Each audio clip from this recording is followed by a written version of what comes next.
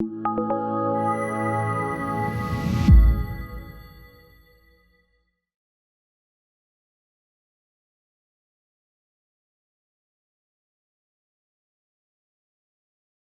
guys, if everyone could take a seat, we're gonna go ahead and get started. Yeah, okay. Good evening, everyone. My name is Ashley Cavett, and I am the Chapter Vice President of Young Americans for Liberty at the University of Texas at Austin. I am honored to introduce our next speaker tonight. He is known worldwide as one of the foremost leaders of the libertarian movement, and his 2008 presidential campaign is the reason Young Americans for Liberty exists today. He is a Pennsylvania native, a graduate of Gettysburg College, and a graduate of Duke Medical School. He was a doctor in both the United States Air Force and National Guard, and set up a successful OBGYN practice in Lake Jackson, Texas, where he is credited with delivering more than 4,000 babies. He began his lifelong interest in Austrian economics, libertarianism, and non-interventionism in medical school.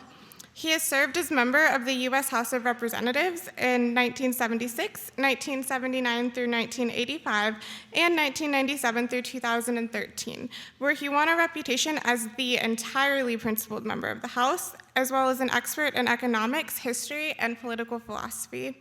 He ran for president in 1988 as a libertarian, and again in 2008 and 2012 as a Republican, each time gaining nationwide support for the ideas of freedom, peace, and prosperity. He is the president of the Free Foundation, president of the Ron Paul Institute for Peace and Prosperity, chairman of the Campaign for Liberty, and distinguished counselor to the Ludwig von Mises Institute. He has over 1 million followers on Facebook and over 400,000 on Twitter. My fellow Young Americans for Liberty, it's happening. Please join me in welcoming Dr. Ron Paul.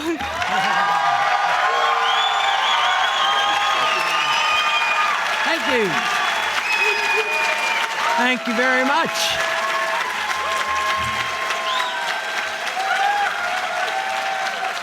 Thank you. Ashley, thank you for that nice introduction. And I want to thank Jeff Frazee and Bumper Hornberger for the invitation. Two of my favorite organizations, the Future Freedom Foundation and Young Americans for Liberty, great organizations. If you haven't heard about them before, you should remember them because they are doing great work for the cause of liberty. It's also an honor to be on a panel of speakers with two very important speakers that you've heard already, and that's Radley and Glenn, and they are certainly friends of liberty. But, I want to challenge Jeff or Bumper about the title, Stop the Wars on Drugs and Terrorism. And, some people think you should cut the words down to make them as small as possible to get a point across. So I would suggest our job is stop the war on liberty. That is the problem.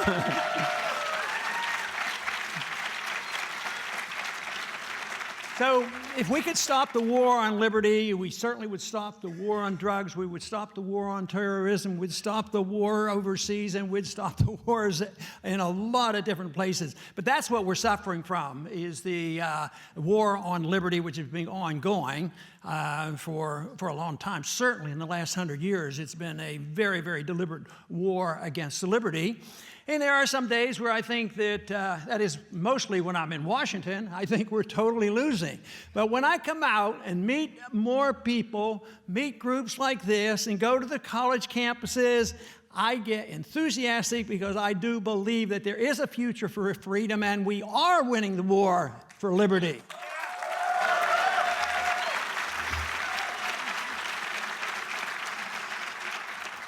Most people think of war for the wars that have been going on here for certainly the last 15 years. I date the current set of wars starting in 1990 and pursuing got much worse after 9/11. But the American people know about it when they see soldiers coming back and soldiers not coming back and the persistent costs. But it is different now because they have our government made up of mostly Republicans and Democrats, and they have had this declaration of war against terrorism, and all it is an excuse. It's an official war When war has been declared, it is assumed that the people will be complacent, they will be patriotic, and they will go along and accept the attack on liberty under those conditions. It is that psychological viewpoint that we have to change, because we're not really at war in the true sense of the word, and we should never allow them the assumption that this fictitious need for this war is an excuse for attacking our civil liberties.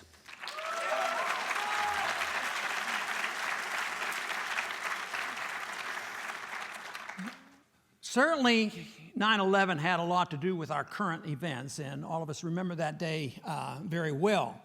And I remember the week following it, how quickly they had a bill come to the floor, the Patriot Act. What an evil name for an evil bill. I would say that's the most unpatriotic bill that we have done in this country in a long, long time.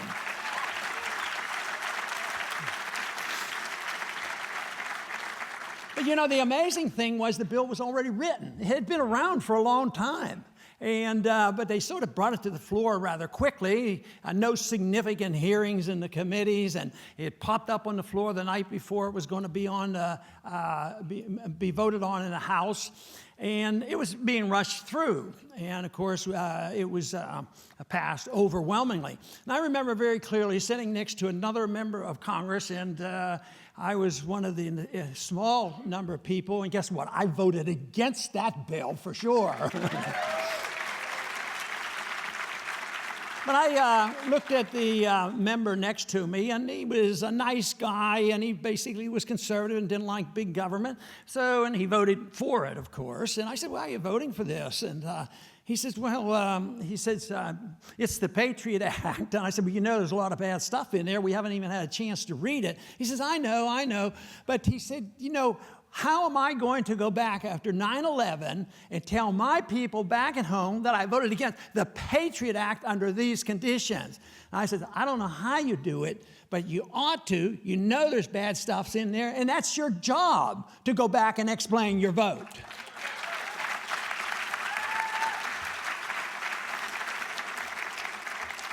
The one thing about perpetual war is the way we pay for the wars, because they are costly.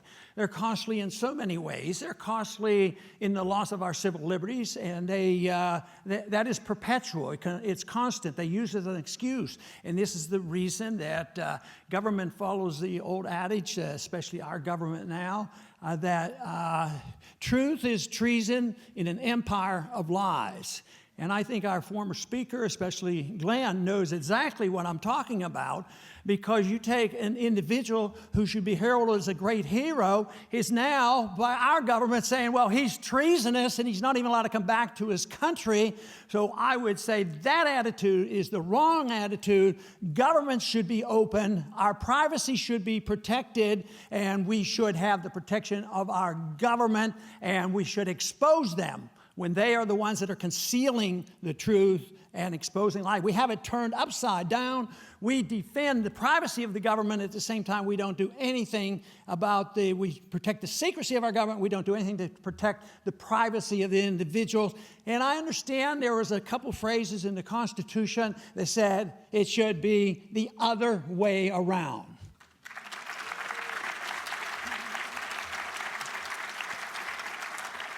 Well, there's a monetary cost to this perpetual war when we lose our liberties, but the monetary cost is huge. But it's hidden. I would think if you had one rule change, which is never been applied to, that is, if a country goes to war, they ought to pay for it. You know, maybe all of a sudden, we can't afford that war. But can you imagine in the last 15 years if the American taxpayer said, oh, yeah, we're all for this war, we got to go get the bad guys. If we had to pay for it, of course, they wouldn't vote for it. So the cost is horrendous. But it's been around. It certainly occurred since Woodrow Wilson's day on, especially since 1913. They have a way of getting around it. Yes, they can use income tax and tax us plenty, but they never have enough. enough. They can borrow, and they can borrow plenty, but there's a limit to that, or interest rates will go up. So what do they have? They have this little gimmick invented by a bunch of Keynesian economists who said, well, when a government does too much, they have to keep spending, so therefore we'll print the money and everybody will be happy. That is one of the reasons why I think that not only should we have an audit of the Fed bill, but we should look at getting rid of the Federal Reserve as well.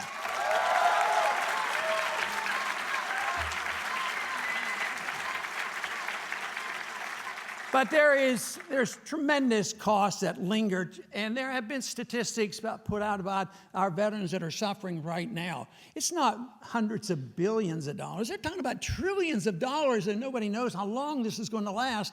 And one thing I know is that the system, our financial system, will not last to pay those bills, and they will not last to pay all the entitlements and all the commitments that are made by this government. So there will be a change, and one of the principal causes of this is the expense of war. And we have to be realistic about this and realize how serious it is. When you look at what the veterans are going through today, it's really tragic. And I had to face up to this during some of the debates where this whole issue came up. And it truly did break my heart at times to think about how wildly supportive the country has been for the war. And all you have to do is just look around and open your eyes and see the tragedies. All you have to do is look at the statistics and show that because of the insanity of this war and the irrationality of this war, that we have soldiers whose minds have been twisted and injured, that we lose 22 soldiers, veterans a day, committing suicide, and it doesn't seem like anybody cares. You know, it wasn't too long ago that I got on an airplane and I could just see one gentleman sitting in the front row, and he was a tall guy, blonde guy, and it looked like he could have been the top basketball player in any college team. And then afterwards he got up and he had to have some help because he had only one limb. Nobody could get his suitcase down, and you know that he was hit by an IED, and yet we seem to pass this by, and when this subject would come up in a debate, they say, well, we have to go in more, send more troops. We can't allow these individuals to have died in vain. Well, if they died in vain, how can you change it by killing more in vain?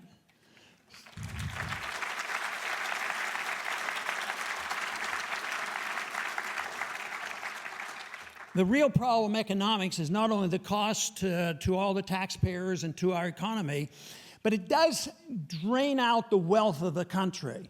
Wars are very costly. And you say, well, it doesn't. They're not going to tax us. They're not going to borrow. They're just going to print it, and it's going to be okay. But guess what? The idea of just printing money out of thin air is very, very costly, but only to one group of people that really suffer the consequences. And it happens to be that group of people, a rather large in number, and that is the middle class.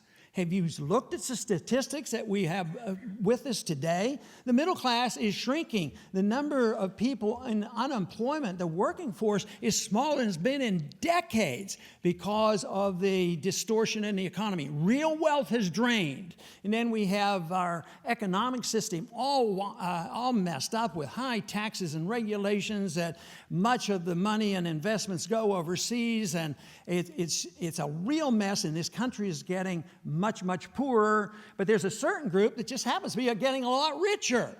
And they happen to be in the very rich class. And this should not be a surprise to anyone. If anybody understands Austrian economics and the monetary policy of Keynesianism, where you print money and inflate the currency, Mises many, many years ago had explained that there will be a transfer of wealth. The transfer of wealth goes from the middle class and the poor.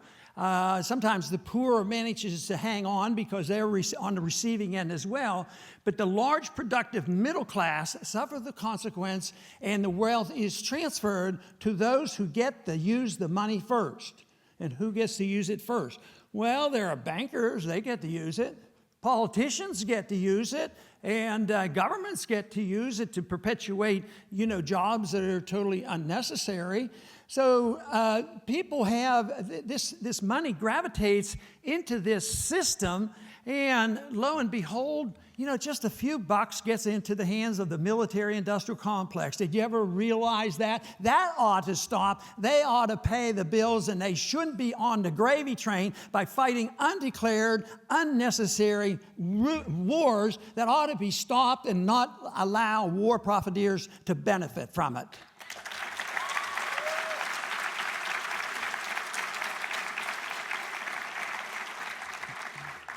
So often I think of the war as being an attack on our liberty. And Randolph Bourne said, war is the health of the state. And it truly is. Have war and the people just seem to roll over. It was so discouraging to me that several weeks, but it continues to some degree, after 9/11, because people would come to me, and they were very sincere. They knew I was earnest about it and sincere in my beliefs that we shouldn't, be doing some of these things and attacking our liberties. And they would say, Ron, it's okay, I understand what you did, but not under these conditions, because, you can't, you have to give up part of your liberties when you're under attack. It was normal and natural. I would say, especially when you're under attack, you don't want to give up your liberties. It was said that they came here to attack us because we were free and prosperous. Well, pretty soon, maybe they'll lose the incentive because we're losing our freedom and we're losing our prosperity. Maybe they'll quit.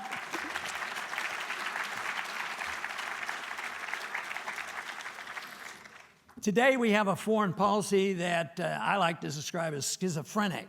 That's a rather strong term, but it doesn't make any sense. It's like nutty people are running it. Here we spend a lot of money, we send weapons over supposedly to defend our interests, defend our liberty, and defend our Constitution. This whole idea that we're over there to defend our Constitution is a bit nutty, but it really goes bad when we start sending weapons and troop and training people, and it helps our enemies and creates more enemies than it helps. So we have, in some parts of the Middle East now, we're on the side of the Iranians. In other parts, we're against them. And right now, we're trying to negotiate a treaty, and not a treaty, but just some talk and at least some diplomacy with the Iranians. So it's all mixed up. One thing about this talk going on with Obama's administration and the Iranians is that I'm very sympathetic with it, obviously. I've always advocated talk to people. I not only want to talk with the Cubans, I want to trade with the Cubans. I want you to be able to go to Cuba if you want, and you shouldn't be denied that right.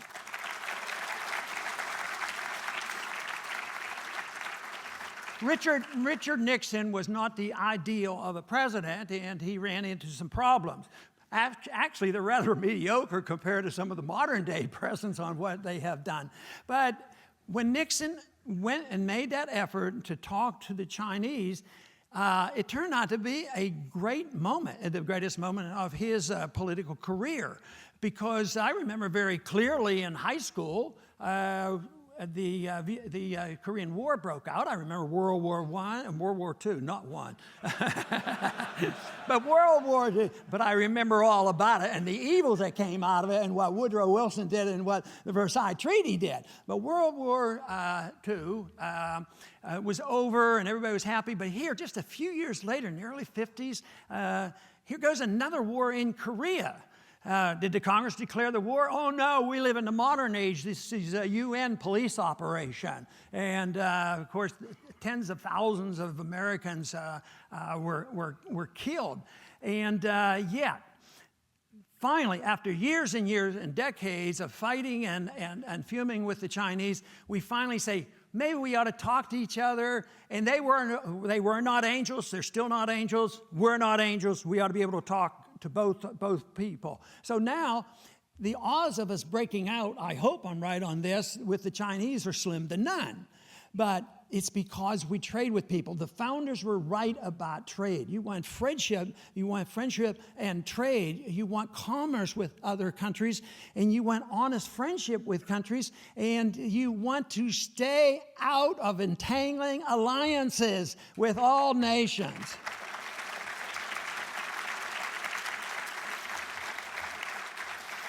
One argument about the debate going on with the negotiations with Iran is, do we really need to? If we really live in a free society, do we really have this moral obligation and legal obligation that we should be very much involved in deciding what the Iranians can do or we shouldn't do for their national defense? I would lean in that direction. But also lean in the direction of saying when there is a problem and there should be at least conversation, why shouldn't our president be allowed to do that as Obama's doing now with Cuba?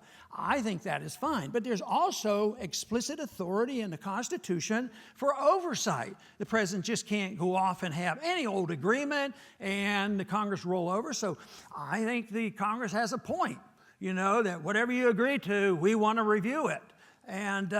But I strongly disagree with the motivation of that statement made by so many members of Congress, especially in the Senate. They have to review it. Do they want to review it? And it's all of a sudden they're constitutionalists. We have this constitutional responsibility to review these agreements. What a joke that is. That's not the reason.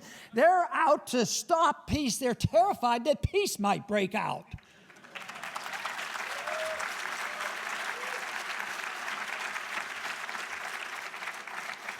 So a change in our foreign policy could go a long way, and those a couple points I made were made by Jefferson a few years ago. I don't remember him. He wasn't up in Washington. But they're good ideas, and it really is the road to peaceful relationships. And I just do not believe for a minute that we have earned the privilege or the right and the obligation to make the world safe for democracy. We have spent too much blood, sweat, and tears. We have killed too many people. But you can say, but we've gotten some elections over there, haven't we?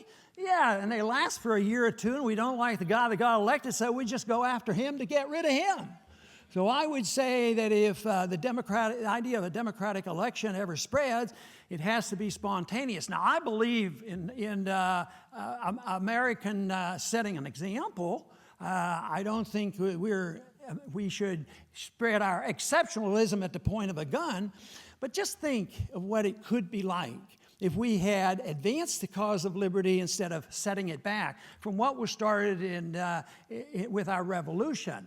If we could have continued to advance it, what if we'd have had true free markets and sound money and property rights, no asset forfeitures, no IRS agents, no NSA, nobody spying on us, and set an example for the world? Maybe somebody would want to emulate us. That is the only way it'll work.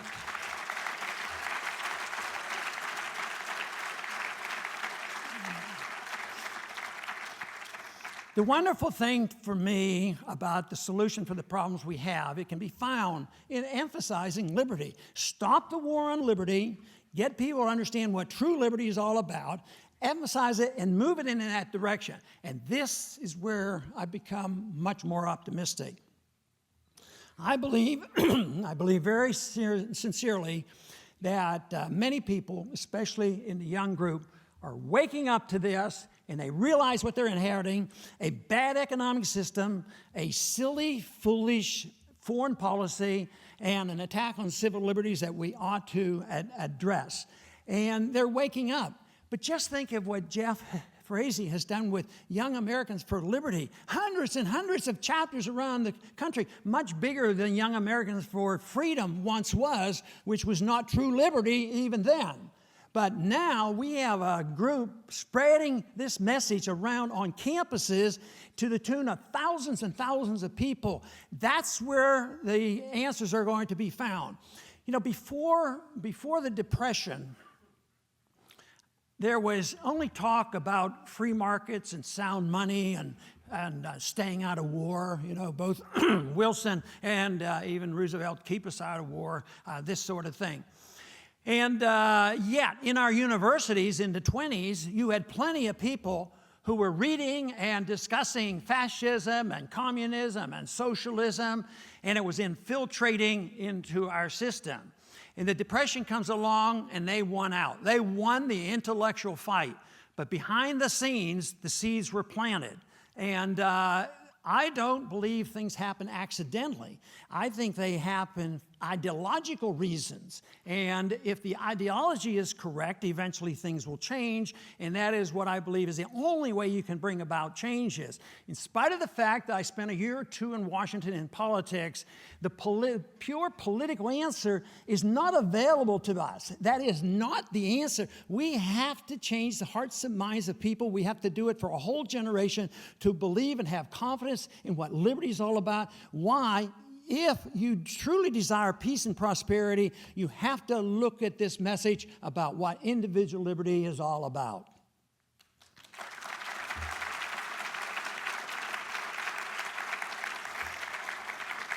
A lot of people think that liberty is given to us by our Constitution and the government takes care of us and this sort of thing. But to me, it comes in a natural way. For many of us, it comes in a God-given way, and it doesn't come in groups. You don't have your liberty because you belong to some group or some age group or some color or some sex or whatever.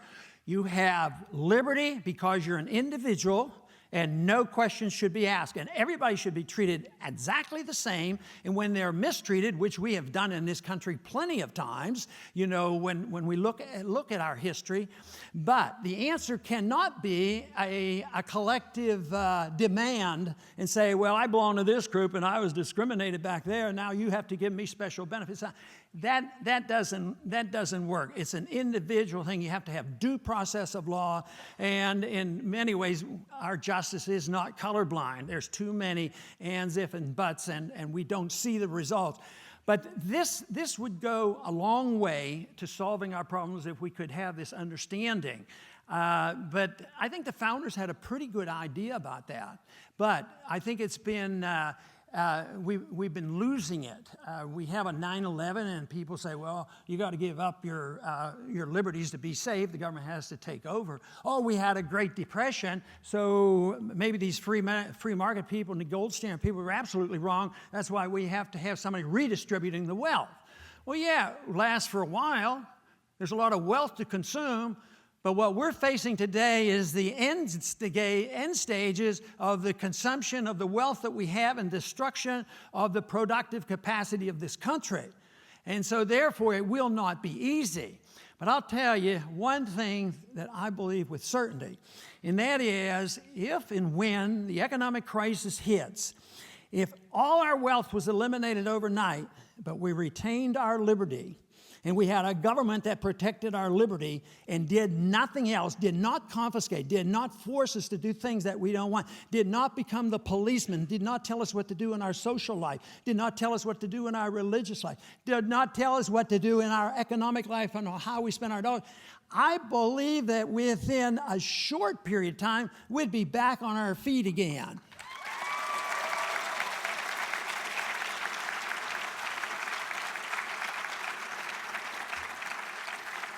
You know, it was frequently came up in the campaign that, well, everybody has to sacrifice in order to get things in shape again. Things are in trouble. Now you have to sacrifice and you have to sacrifice to get this thing going. I said, where'd you get this idea that you have to sacrifice? If I get rid of the IRS and get rid of your taxes and get rid of the heavy hand of government, and they're not going to tell you what to do, what are you sacrificing? The only people who need to sacrifice are the ones who are living off the government, who are benefiting from the contracts from government and the benefits of the monetary system. Yes, they should be set back, but an individual willing to work does not have to sacrifice anything. All he wants is his liberty.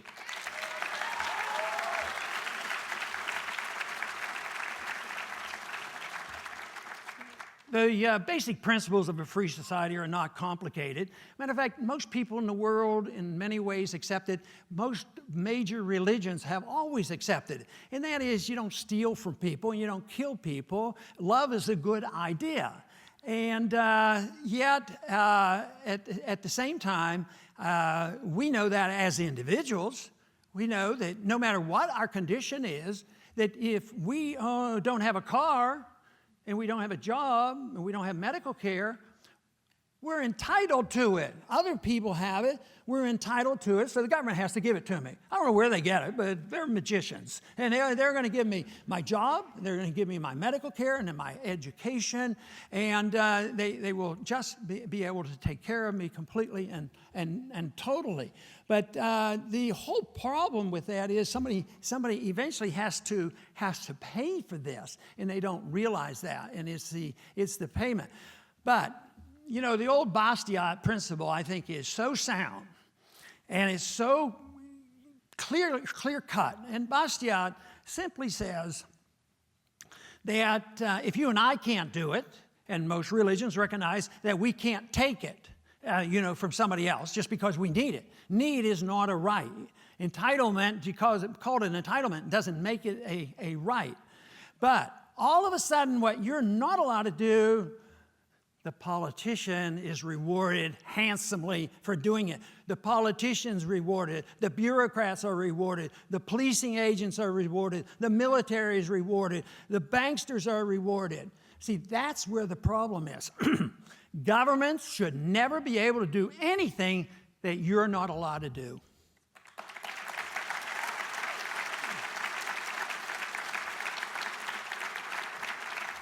What about the FBI and other police activities where they set up these sting operations and entice and talk to some people who are sort of vulnerable people, talk them into doing something that is technically illegal, and all of a sudden a crime can be stopped and somebody gets congratulated? I don't think, if we did that as an individual, we'd be in big trouble. So governments should never be able to break the law in order to try to trap somebody and then punish them for their benefit. So that principle, along with the elimination of asset forfeiture, might put some restraints on our policing activities.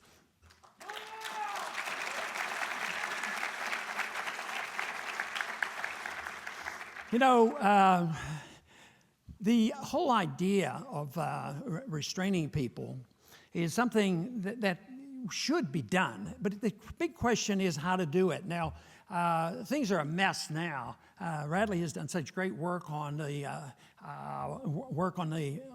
militarization of the police. But I saw something the other night, and Radley, you have to deal with this and make sure they don't do this, because Al Sharpton had a solution for us. Al Sharpton said, those police are lousy bums, and we got to do something about it. We have to totally nationalize the police force. Yeah, so you can see if there's a bad police department, and I'm sure we don't have 100% bad policemen, but you have some bad ones, you want to put them in charge, because you know how the worst rise to the top. So, but it's also prohibited. It was never intended under the Constitution. We have way too much policing activities from Washington, D.C. And I think we need more policing of the government. That's what we need. We don't need policing of the people. I would say we should apply the anti-laws against counterfeiting. They're pretty strict about counterfeiting. The founders thought you should get the death penalty for counterfeiting. But you know who the biggest counterfeiters now are, and that, of course, is the Federal Reserve. But I'm not advocating, I don't believe in the death penalty, so I'm not quite ready for that. I know you'll disagree with me on that.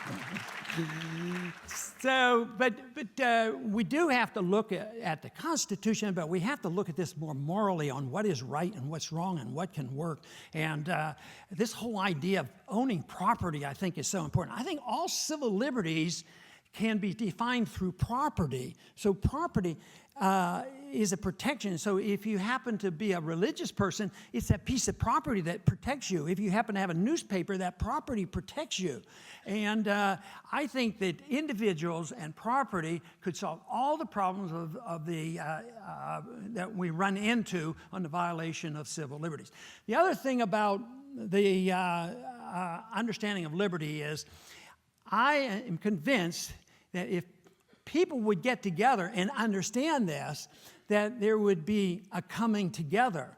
Why? Because they will practice their freedoms the way I do? No. I have my freedom, and I can apply my social values to whatever I want to do as long as I follow the rule. I don't force anybody else to do it, and I don't hurt anybody in doing it.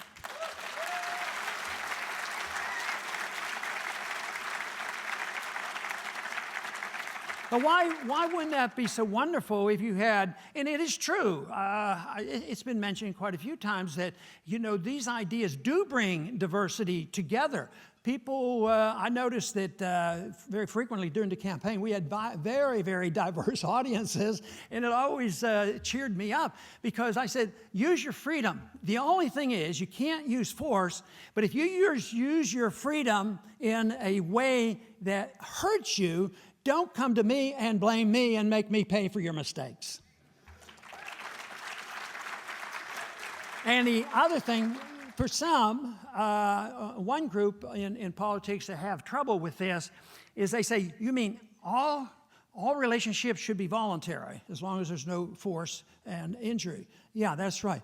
Well, you couldn't have that in economics, could you? That would be unfair. How could you get fair distribution? So they don't want it in economics, they want it in social things. But no, voluntary associations have to be across the board, social and also economic.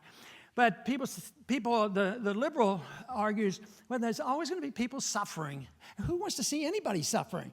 And that is the reason I'm for the free market and sound money and get the government off our backs, because the evidence is overwhelming that the most prosperous nations in the history of the world have always been the ones that had the maximum amount of freedom.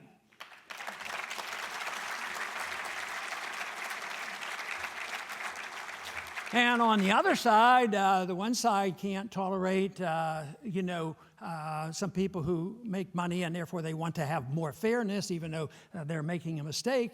But what about the others that don't like the personal habits of people? They say, well, he does this, and that's immoral and all that. But if in many ways to accept this philosophy, you have to have a bit of tolerance within you to say that, yes, I have my right to my life. I can set my own standards, but I do not have the moral authority, nor should I ever have the legal authority to try to tell other people how to live or what church they should go to. It is that tolerance that so often we lack.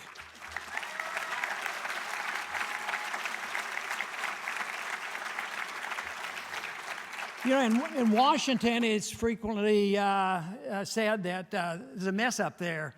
Government is locked down. They don't get along together. The truth is the opposite.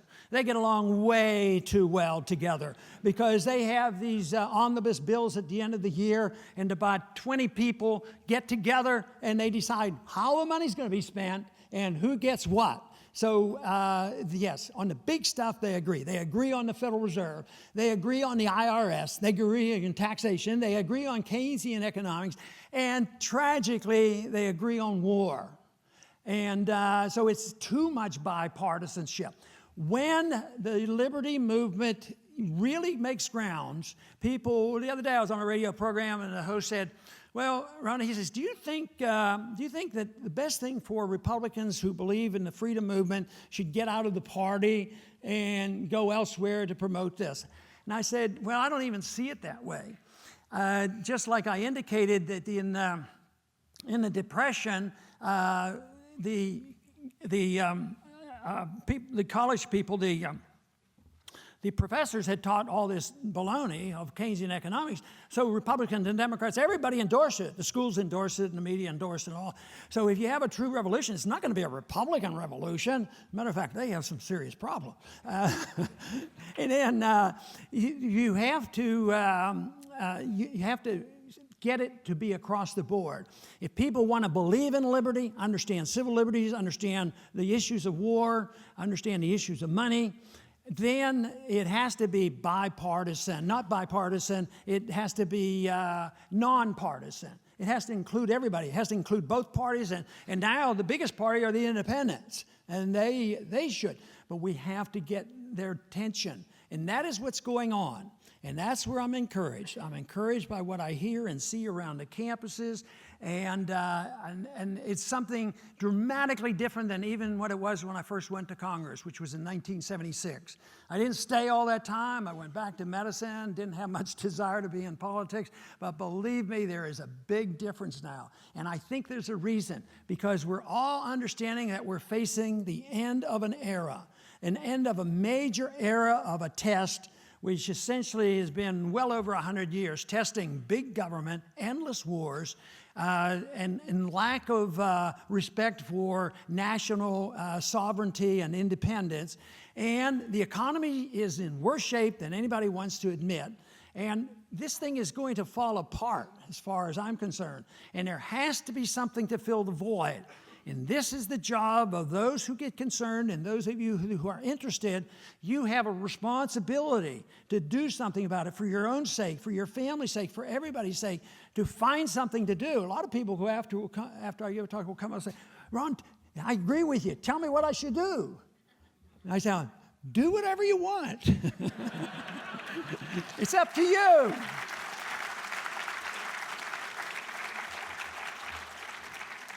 Maybe I told Jeff that one time, and look at what he's done. You know, that is fantastic. And so there's always a job out there. But foremost is to, let's say you agreed with a percentage of what I've said, and you disagree with some, but you think, well, maybe that's true. Find out what you believe. Find out if you really believe that you can print money forever. And find out if you can have that much freedom in economic policy. Find out if property rights are that important. Find out, could we live in a safer world if we didn't fight wars? And make a decision. But once you know and understand this, then what you do is more or less up to you, and sometimes it's beyond your own control. If you're available and you understand it and you have a message to offer, believe me, somebody will find you and you will be able to participate. And it's vital that we all participate in this war for liberty. Thank you very much.